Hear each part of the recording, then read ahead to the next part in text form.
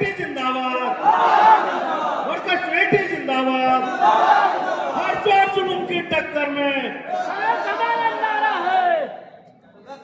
आदरणीय हमारे वरिष्ठ गुरुजन कामरेड मैया साहब, कामरेड चौबे साहब, जिलानी साहब, मंच पर उपस्थित अन्य साथी एवं उपस्थित हॉल में साथी, आप लोग ने यहाँ बुलाया और बहुत मशक्कत करके आना पड़ा, क्योंकि कल जो नागपुर में आंदोलन हुआ है उसके पीछे भी एलआरसा का मेहनत करना पड़ा था।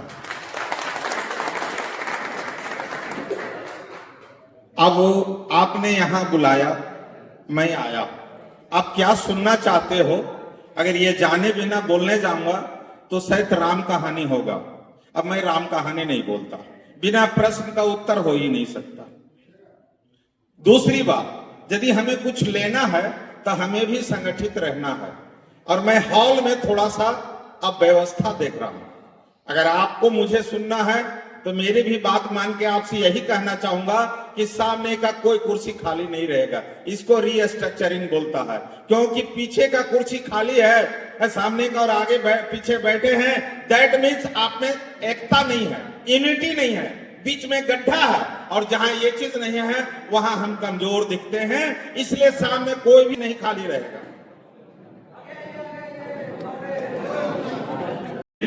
यदि उसमें किसी को तकलीफ है तो क्षमा चाहेगा, क्योंकि मैं अंग्रेजी में फेल होकर चोरी करके पास किया हूं। अब जान, मैं अपना बोल देता हूं सही, लेकिन आज तक अंग्रेजी पढ़ते आया हूं। आज भी 90% जो है सारे अंग्रेजी की रूल बुक पढ़ते हैं। वही बोला, पढ़ता जरूर है, लिख नहीं पाता। समझने के लिए चौबेदा के रखा हूं, अंग्रेजी को हिंदी ट्रांसलेट कर देते हैं। हर लेटर को मैं इनके पास भेजता हूं। क्यों?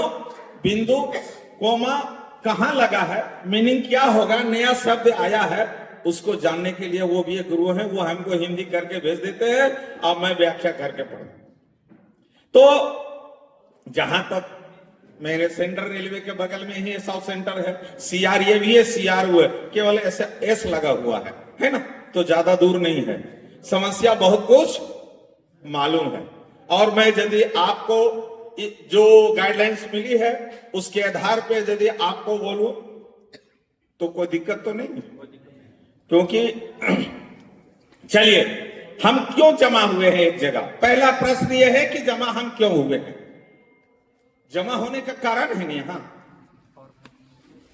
कुछ सीखने के लिए, कुछ पाने के लिए, कि क्या हमको मिलेगा, क्या जानेंगे।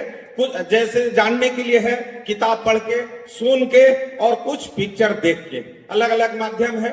यहां सुन के आपसे अगर क्यूरियोसिटी रहेगी तो किताब भी ढूंढ लेंगे, क्योंकि ज्ञान के बिना कोई भी शक्तिशाली नहीं होता है।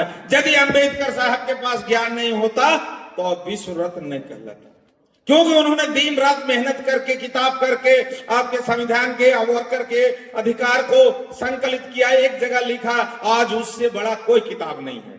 तो उन्होंने भी तो मेहनत किया और पढ़ा, आपको भी करना होगा। और उन्हीं से के बल पर, उनके दिए हुए लिखे हुए नियमों, जिसने भारत सरकार स्वीकार, उसी के बल पर ट्रेड यूनियन हम कर रहे हैं।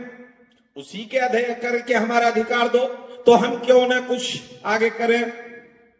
तो साथियों, जहां तक की जानकारी मिली, एचयूआर की समस्या सबसे पहले, हालांकि उन्होंने क्यों, हेडक्वार्टर रेस्ट। अब रनिंग स्टाफ में कुछ ऐसे लोग हैं जो डेली हेडक्वार्टर रेस्ट नहीं लेते हैं, और कुछ लोग ऐसे हैं जो डेली हेडक्वार्टर रेस्ट। क्या बता सकते हैं ऐसे कौन रनिंग स्टाफ है जो डेली हेडक्वार्टर रेस्ट लेता है? ऑफिस ड्यूटी करनी। मैंने रनिंग में ही बोला है, रनिंग के बाहर नहीं बोला। क्वेश्चन ये उठ रहा है कि रनिंग में भी कुछ ऐसे स्टाफ हैं जो डेली हेडक्वार्टर रेस्ट लेते हैं, और कुछ ऐसे हैं नहीं लेते हैं। जो नहीं लेते हैं वो तो आप हैं, जो लेते हैं वो कौन है? ऑफिस में काम करने आप बता दो, वो सबर्बन क्षेत्र में काम करने वाला रनिंग स्टाफ, आईजीएम मोटरमैन और सेंटर, टीएलसी, क्रू कंट्रोल, ये सारे जो हैं लोबिया, ये सारे रनिंग पर डेली हेडक्वार्टर रेस्ट लेते हैं। इसलिए और हम डेली हेडक्वार्टर रेस्ट नहीं लेते हैं। ये आप ध्यान में रख के आगे बात करेंगे। क्यों कि लिखा है जो डेली हेडक्वार्टर लेता है उसके ऊपर ब्रीच ऑफ रेस्ट लागू नहीं है। 1511 IREC रनिंग अलाउंस रूल में भी है और मैनुअल में भी है। तो हम सिर्फ बात उसकी करते हैं जो डेली हेडक्वार्टर रेस्ट नहीं लेता। दैट मीन्स वो मेन लाइन क्रू कहलाता है। मेन लाइन क्रू गाड़ी लेके जाता है, बाहर में रेस्ट लेता है, वो भी मैक्स 8 घंटा प्रावधान है। वो अलग है कि डिटेल में अलग रहे, और फिर आता दूसरे रनिंग में जाता है, फिर आता है। ऐसे रनिंग स्टाफ के लिए जो हेडक्वार्टर का प्रावधान है HUR 1961 का सब्सिडरी इंस्ट्रक्शन 17 का सेकंड के अंतर्गत ये प्रावधान है कि स्केल ऑफ रेस्ट 16 घंटा होगा। पहले ड्यूटी आवर्स के आधार पे 8 घंटा और 12 घंटा था। 14/4/1972 में यह हो गया 12 और 16 घंटा, और 28/11/2016 के RB 143 के पेज नंबर पॉइंट नंबर 6 में लिखा है इनकमिंग ड्यूटी आवर्स को ध्यान दिए बिना आपका एवरी टाइम साइन ऑफ के बाद 16 घंटा रेस्ट। ये आपका प्रावधान है। लेकिन अब स्केल ऑफ रेस्ट सभी डिप्लोमा होंगे, ITI होंगे, इंजीनियरिंग। स्केल का मीनिंग क्या है? किसी चीज को समझने के लिए एक एक शब्द का आपको जानना हो। 14/4/1972 के रेलवे बोर्ड के लेटर में लिखा है स्केल ऑफ रेस्ट। स्केल का मतलब पैमाना, एक निश्चित चाहे टाइम का पैमाना हो, दूरी का पैमाना हो, लिक्विड का पैमाना हो, लिक्विड में लीटर में, टाइम का पैमाना घंटों और मिनट में, और दूरी का किलोमीटर से जो भी है। तो आपका स्केल ऑफ रेस्ट 16 घंटा बोला। आप GNSR में पढ़ते हैं, क्या पढ़ते हैं? ब्रीच ऑफ ब्लॉक रूल नाम से वाकिफ है? ब्रीच ऑफ ब्लॉक रूल क्यों लाया? ब्रीच ऑफ ब्लॉक रूल क्यों लाया? क्योंकि रनिंग लाइन के कितने भाग हैं? देखिए, आपको GNSR में भी गुस्सा। रनिंग लाइन की अगर इंडियन रेलवे के रनिंग लाइन को अगर देखें हैं कितने भाग में बटा है वो? GNSR में जानते नहीं, ओनली 2 पार्ट, एक ब्लॉक सेक्शन और दूसरा स्टेशन सेक्शन। रनिंग लाइन के 2 ही पार्ट हैं, ब्लॉक सेक्शन और स्टेशन सेक्शन। आप ब्लॉक सेक्शन से विदाउट परमिशन के अगर 1 इंच भी अगर ब्लॉक सेक्शन में जाते हैं ब्रीच ऑफ ब्लॉक होता है ना, और उसमें इसको दुर्घटना माना एक्सीडेंट मैनुअल में, और उसके अनुकूल दंड की विधान है। उसी तरह स्केल ऑफ रेस्ट के जो पैमाना है, यदि उसके पहले आपको मेन लाइन क्रू जो हेडक्वार्टर से बाहर जाता है और उसके पहले आपको कॉल किया जाता है, और दूसरा शब्द है डिटेल्ड किया जाता है, तो आपको ब्रीच ऑफ रेस्ट रूल बना दिया। में भी कभी हो सकता है, वहां प्रावधान नहीं दिया, लेकिन HUR में प्रावधान दिया। कौन सा? 1511 IREC सब्सिडरी इंस्ट्रक्शन 1961 का 17 का सेकंड ये प्रावधान दिया। रनिंग अलाउंस रूल में भी है, और 2002 के एक किताब में भी, रेलवे बोर्ड के इंस्ट्रक्शन भी है। अब डिटेल का मीनिंग क्या है? देखिए, एक एक शब्द पर ये अगर नहीं ध्यान, डिटेल का मतलब नहीं होता है कि मैं जो कागज में डिटेल है हूं। आपको एक ऑर्डर देके डिटेल कर दिया, रोक दिया किसी स्पेसिफिक वर्क के लिए, ट्रेन वर्क के, जिसको कॉल नोटिस कहा गया, जिसको 2 आवर्स कॉल टाइम भी कहा गया। रेलवे बोर्ड कहती है RB 120 के पारा 8 में कि कॉल नोटिस ये पार्ट ऑफ द रेस्ट। दूसरा RB 143 में कहती है इनकमिंग ड्यूटी आवर्स को ध्यान दिए बिना आपका हेडक्वार्टर रेस्ट 16 घंटे। एक कंट्राडिक्शन हुआ। कॉल नोटिस ये रेस्ट मान रहे हैं, और हम भी बहुत जगह मान रहे हैं। यही कारण है कि 16 घंटे के अंदर कॉल नोटिस दे, 2 घंटा दिया और 2 घंटा का चोरी कर रहा है मेरे पॉकेट से, मेरे रेस्ट में। अगर इसको नहीं समझेंगे तो आप क्या भी है। हम आज भी नागपुर डिवीजन में, सेंट्रल रेलवे में लड़ाई लड़ रहे हैं। 10 से 15 चार्जशीट अभी भी हुई है, और हम जो आंसर दे रहे हैं CNID उसको रोक के रखा, मानता नहीं है, पनिशमेंट नहीं दे पा रहा, रुके हुए 3-3, 4-4 महीना से। क्यों? कि रूल उसको तोड़ने का पावर नहीं दिया। मेरा कहना है कि जो एक एक शब्द है वो स्केल ऑपरेशन, जब मेरा 16 घंटा है तो 2 आवर्स उसमें हो ही नहीं। ये 2016 में हमारी कमजोरी है कि हमने इसको संगठनात्मक रूप से विरोध नहीं किया। और आपको बताओ, एमएन थे उस समय, मैंने चर्चा किया लेकिन नहीं हुआ। मैं ज्वाइंट सिग्नेचर करके 357 आदमी को मैं रेलवे बोर्ड में भेजा, और मैं एलासा कराते हुए भी ज्वाइंट सिग्नेचर के साथ एआरएफ नाफर को भी भेज दिया, क्योंकि एमएन भी यही करते थे, हमने भी उससे चला था, हमें सीखा। और उसका नतीजा हुआ रेलवे बोर्ड में पीएनएम में आया 2 आवर्स कॉल टाइम, और जनवरी 2018 को पीएनएम में बात आई कि call timing is not a part of the rest.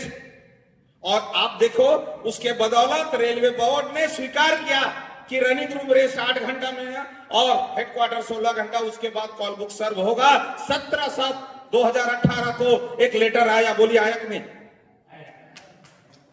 अब ये 17/7/2018 को आ गया। रेलवे बोर्ड में पीएनएम में कौन एक्सेप्ट किया था? Establish director LL. अब ये चीजें फिर ट्रैफिक को दर्द हो गया पेट में कि मेरी गाड़ी तो खड़ी हो जाएगी, 2 घंटा इनका ये हो गया। और फिर 2/8/2018 को एक आ गया लेटर, कैंसिल नहीं किया, रद्द नहीं किया, सुपरसीड नहीं किया। क्या लिखा? क्रू पोजीशन के खराब होने के साथ पेंडेड किया जाता, this is temporary, not a rule. आप अगर इस बात को नहीं समझेंगे तो 2 आवर्स के अगेंस्ट लड़ ही नहीं सकते। तो जब आप एक पेंडेड है, और पेंडेड हुए आज तक कितना हो गया? 6 ईयर। तो 6 ईयर आपने कहा क्रू पोजीशन भरना आपका काम है, मेरा काम नहीं है। एवरी ईयर, एवरी 6 मंथ में क्रू पोजीशन रिवाइज होता है और उसके अनुकूल भरा जाता है। ये आपका पार्ट ऑफ द एडमिनिस्ट्रेशन है, हमारा नहीं है। यदि क्रू पोजीशन खराब है तो एक्सीडेंट और भूकंप की जो प्राकृतिक कारण है उसके कारण है, तो बोलिए मैं 6 घंटा के बाद भी लेकर गाड़ी चलाने को तैयार। यही बात मैंने सीनियर और डीआरएम को भी बोला, आपका क्रू पोजीशन मेरा पार्ट है। तो साथियों, ये आपका रूल है 16 घंटा कंप्लीट रेस्ट और 2 घंटा कॉल टाइम अतिरिक्त। ये आरबी 120 के 8 नंबर पारा कितना खतरनाक है। आज एपीओ डीपीओ ये बोलता है कि आईओडी नहीं देंगे क्योंकि 2 घंटा नोटिस रेस्ट का पार्ट है। आपको वहां मीनिंग लिया था उसने कि 16 घंटा के अंदर कॉल बुक दे सके, परंतु एडमिनिस्ट्रेशन अब ये मीनिंग ले रहा है कि जब भी आपको कॉल बुक दिया जाएगा, चाहे 18, 20, 22 या 30, 40 घंटा में, वो 2 घंटा रेस्ट का पार्ट है, इसलिए हम उसको नहीं देंगे आईओडी। देखिए कहां से कहां आ गया। जबकि दूसरा रूल कहता है कि ड्यूटी के लिए, नियोजन के लिए, घर से आने में और ड्यूटी के बाद, नियोजन के बाद अपने स्थान जाने के लिए हुए दुर्घटना को भी आईओडी में लेंगे हम। ये आपका रूल में कहता है। तो मीनिंग कहां से कहां डिफर हो जाता है। आपके नॉलेज रहेगा तो आप विरोध कर पाओगे, नहीं नॉलेज रहेगा नहीं विरोध कर पाओगे। और आज नागपुर डिवीजन में 3 महीना से मैं इसी पर स्टडी करके एक फाइल बना दिया हूं कि हम आने और जाने में जो है वो हमारा आईओडी होगा। ये मीनिंग गलत लिए हो, क्योंकि 16 घंटा के बाद रनिंग स्टाफ डीम्ड ड्यूटी माना गया है। कैसे? Waiting for duty. यदि कॉल नोटिस अगर रेस्ट का पार्ट है तो मैं डिसोबे करता हूं तो चार्जशीट क्यों मिलती है? क्वेश्चन आ गया, क्योंकि this is not a order.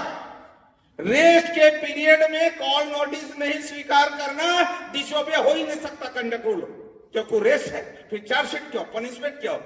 ये आपके ऊपर व्याख्या कि आप कैसे, क्योंकि कॉल नोटिस सर्व करना एक प्रशासनिक आदेश है जिसको आपने अवहेलना किया, इसलिए चार्जशीट मिला है।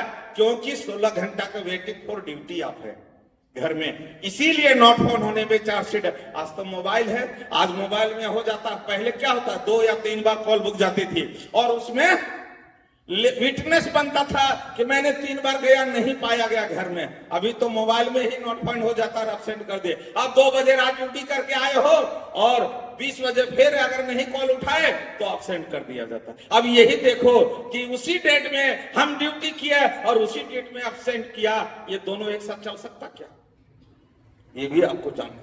तो हेडक्वार्टर रेस आपका 16 घंटा है और ये आपको लड़के लेना है 2 आवर्स कॉल टाइम, ये पार्ट ऑफ द ड्यूटी है, डिम्ड माना है और इसको आपको 16 के बाद। इसलिए ये चीजें आप जानिए, जहां तक इसके ऊपर पीडीएफ है वो मैं बार बार भेज देता हूं, इसके बावजूद भी जरूरत पड़ा तो मैं फिर भी पीडीएफ दे दूंगा।